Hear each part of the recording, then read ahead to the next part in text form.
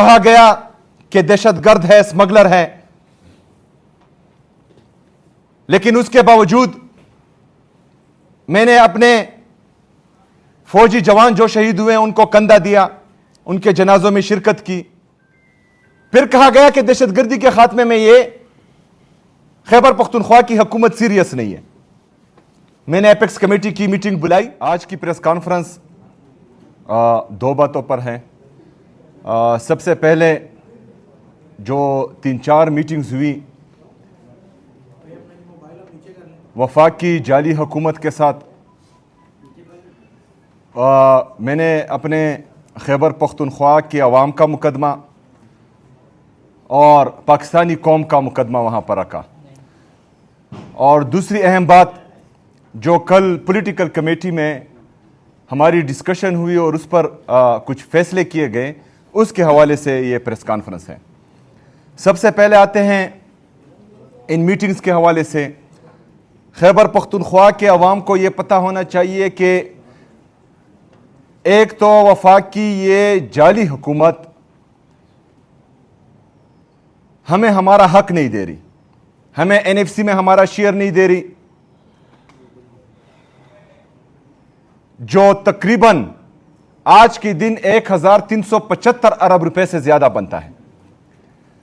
इन्होंने कबायली अजला को खैबर पख्तूनख्वा में एडमिनिस्ट्रेटिवली इंतजामी तौर पर मर्ज किया, लेकिन आज तक जो है ये फाइनेंशियली तौर पर मर्ज नहीं हुआ।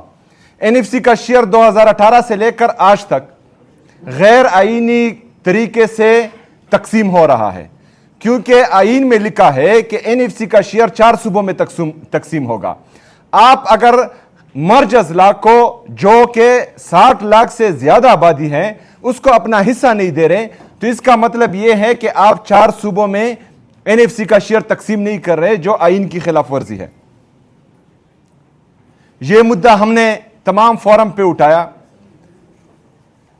वहां पर मीटिंग में या इन मीटिंग्स में शिरकत करने का मकसद यह था कि खैबर पख्तूनख्वा जिसको अपना हक नहीं दिया जा रहा, ना एनएफसी में, ना एनएचपी में, ना जो हमारे बाकी लवाजमात हैं जो वफाक हमारा मकरूज हैं, वो भी नहीं दे रहा। उसके बाद नेशनल पॉलिसी के तहत इनकी जो हम समझते हैं गलत पॉलिसी है, जो हमारे मुतासरीन हैं, जो हमारी इन मिलिट्री ऑपरेशंस की वजह से दरबदर हुए हैं, अपने घर बार छोड़े हैं, उनको खैबर पख्तूनख्वा की हुकूमत पैसे दे रही है, क्योंकि ये सिर्फ यहां पर पॉलिसी बनाकर वहां इंप्लीमेंट करने की कोशिश करते हैं, फिर अवाम का इनके साथ जो है कोई गम ही नहीं है। ये पाकिस्तानियों को भेड़ बकरियां ही समझते हैं। लेकिन खैबर पख्तूनख्वा की हुकूमत ने तकरीबन अब तक 15 अरब रुपए उन पर लगा चुकी है। और क्योंकि अभी भी जो हैं वो अपने घर बार छोड़कर आईडीपीज हैं या टीडीपीज हैं, तो ये मजीद जो हैं हमारे पैसे वहां पर लगेंगे। तो ये मुद्दा भी मैंने दोनों मीटिंग्स में उठाया, जहां पर पॉलिटिकल और अस्करी क़यादत दोनों थी। इसके अलावा जो हमारा रिलीफ पैकेज है रमजान का, वो भी मुद्दा हमने उठाया। तारीख का सबसे बड़ा और खतरनाक सैलाब इस दफा आया था खैबर पख्तूनख्वा पे, वो फ्लैश फ्लड्स और क्लाउड बस्ट की वजह से, जिसमें कीमती जानों का नुकसान भी हुआ था और बहुत सारा माली नुकसान भी हुआ था। वफाक ने हमें उस कीमत में 1 रुपया भी नहीं दिया। जितनी भी रुपए दिए हैं हमने अपने सैलाब ज़दगान के लिए, वो सारी की सारी खैबर पख्तूनख्वा की हुकूमत अपने वसाइल से कर रही हैं या कर चुकी हैं। इन सब के होने के बावजूद अभी जुल्म यह किया जा रहा था कि हमारे बजट पर कट लगाया जा रहा था, जो 20 से तकरीबन 30 अरब रुपए इजाफी था। जो रिलीफ पैकेज है, इसके अलावा जो मोटरसाइकिल के लिए और हमारे किसानों के लिए हम अनाउंस कर चुके हैं, इसके अलावा तकरीबन 20 से 30 अरब रुपए यह कटता। इसके ये क्यों लगाया जा रहा था? क्योंकि आवाम को जो है सब्सिडी देनी है। तो हमारा मुद्दा पहले से यही है कि नेशनल पॉलिसीज इस तरह बनाओ कि आप जो है फायर फाइटिंग फिर ना करें, कि आपके जो है यहां पर पेट्रोल की कीमतें बढ़ाना हो और उस पर जो है फिर लोगों को रिलीफ देना हो। नेशनल पॉलिसीज या वफाकी हुकूमत इसके लिए होती है कि आप पॉलिसीज इस तरह बनाएं ताकि हमें जो है फायर फाइटिंग फिर ना करनी पड़े, लॉकडाउन ना लगाना पड़े, मार्केटें बंद करना ना पड़े। बहरहाल हमने वाज़ा किया हुआ है हर मीटिंग में कि पाकिस्तान तहरीक इंसाफ और इमरान खान साहब की यह हुकूमत उस किसी भी पॉलिसी का हिस्सा नहीं बनेगी जिससे अवाम को नुकसान हो और अवामी मफाद में ना हो, चाहे जो भी पॉलिसी बने।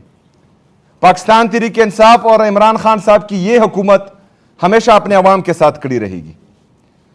बाकी नेशनल पॉलिसी के तहत अगर ये स्मार्ट लॉकडाउन की तरफ जाते हैं जिसकी मैंने मुखालफत की, क्योंकि एक पेट्रोल की प्राइस अगर बढ़े, दूसरा जो है आप इकोनॉमिक एक्टिविटीज को करटेल करें, तो इससे जो हमारा मिडिल क्लास, क्योंकि दुकानदार कौन है हमारी तरह मिडिल क्लास ही है, तो उसका दुख दर्द हमें पता है। दूसरा जो है आपका 45% पाकिस्तान की आबादी का गुर्बत की लकीर से नीचे हो चुका है, जो 10 करोड़ लोग हैं जिनको रिलीफ देना पाकिस्तान जैसे मुल्क के लिए सोच से बाहर है। उनकी बात करना यह हमारी जिम्मेदारी है और यह वहां पर हमने की है। तो इंशाल्लाह कोई भी ऐसी पॉलिसी जो पाकिस्तान के मफाद में ना हो, जो पाकिस्तान के अवाम के मफाद में ना हो, पाकिस्तान तहरीक इंसाफ और इमरान खान साहब की यह हुकूमत जो है उसका हिस्सा नहीं बनेगी इंशाल्लाह। दूसरी बात, आप सबको पता है कि जब से मैं वज़ीर आला बना हूं, मैंने तमाम आईनी और कानूनी रास्ते अपनाए हैं। कहा गया कि दहशतगर्द है, स्मगलर है, लेकिन उसके बावजूद मैंने अपने फौजी जवान जो शहीद हुए उनको कंधा दिया, उनके जनाजों में शिरकत की।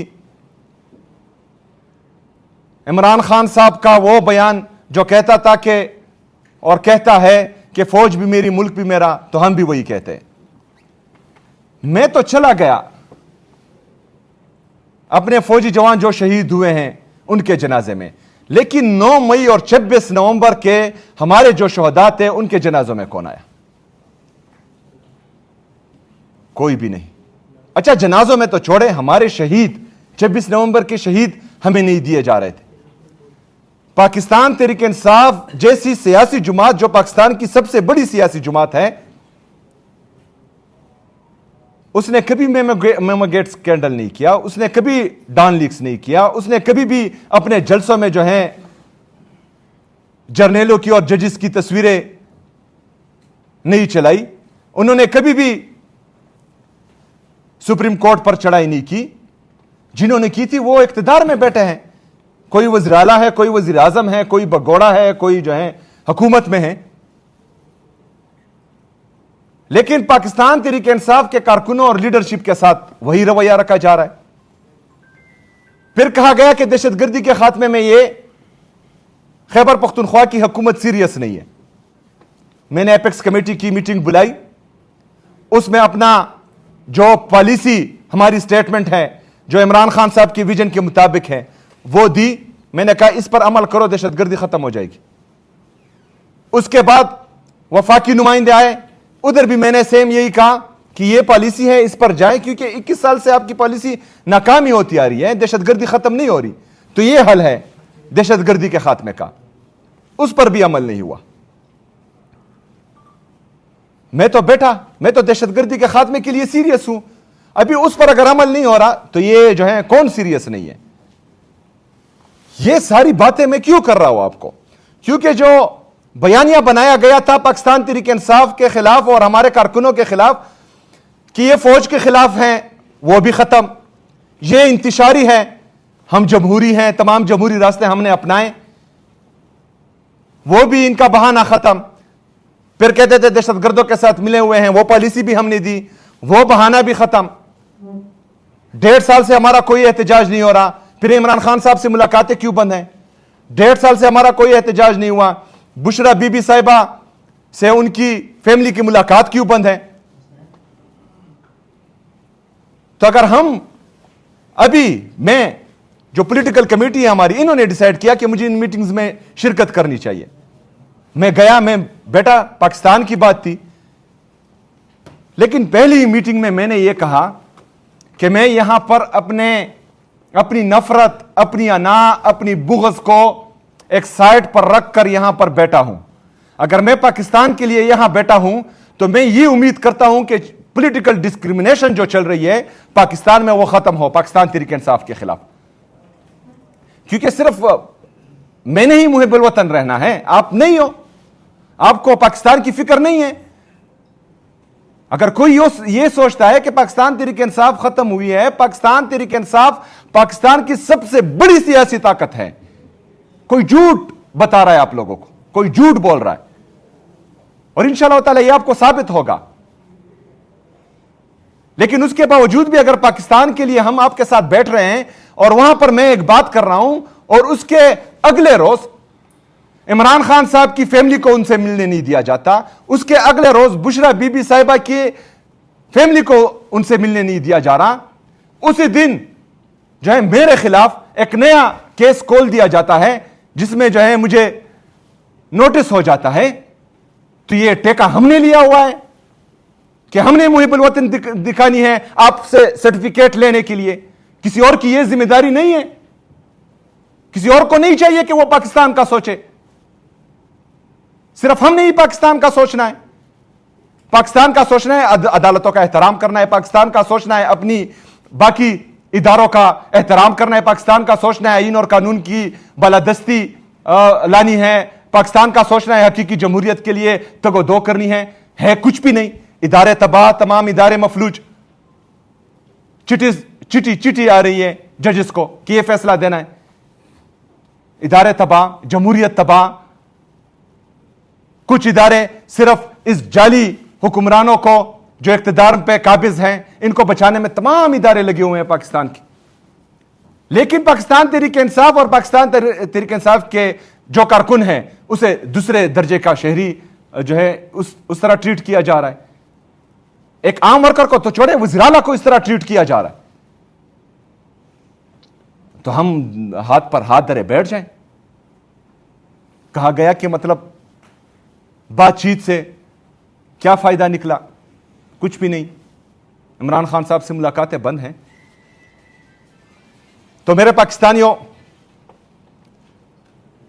हमने फैसला किया है कि जब तमाम आईनी और कानूनी रास्ते हमने आजमाए और कुछ भी नहीं हो रहा, तो वाहिद रास्ता हमारे पास जो है फिर एहतजाज का ही बनता है। तो इंशाअल्लाह ताला हम अपना पुरअमन एहतजाज रिकॉर्ड करवाएंगे, आईन और कानून के दायरे में रहकर भरपूर मुज़ाहमत करेंगे इंशाअल्लाह ताला। 9 अप्रैल को पाकिस्तान तहरीक-ए-इंसाफ लियाकत बाग रावलपिंडी में जलसा करने जा रही है। उसके लिए जो है कल पॉलिटिकल कमेटी में वकला को बता दिया गया और हमारी जो ज़िली तंजीमें हैं कि आप एडमिनिस्ट्रेशन में और अदालत में एप्लीकेशन जमा करवाए, तो इंशाल्लाह वो भी जमा हो जाएगी एनओसी के लिए।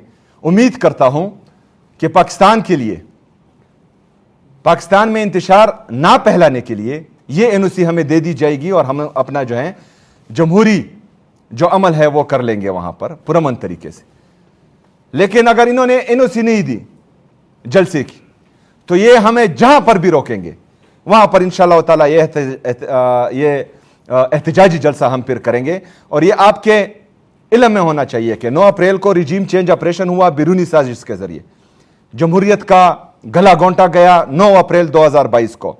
9 अप्रैल आने वाला है, जिस तरह 9 अप्रैल में पूरी पाकिस्तानी कौम निकली थी, तो इंशाअल्लाह ताला इस 9 अप्रैल को भी पूरी कौम ने निकलना है और दुनिया को बताना है कि जो ये जाली हुकूमत हम पर मुसल्लत हुई है, इसके ना किसी फैसले को हम मानते हैं और ना इसको मानते हैं। शुक्रिया।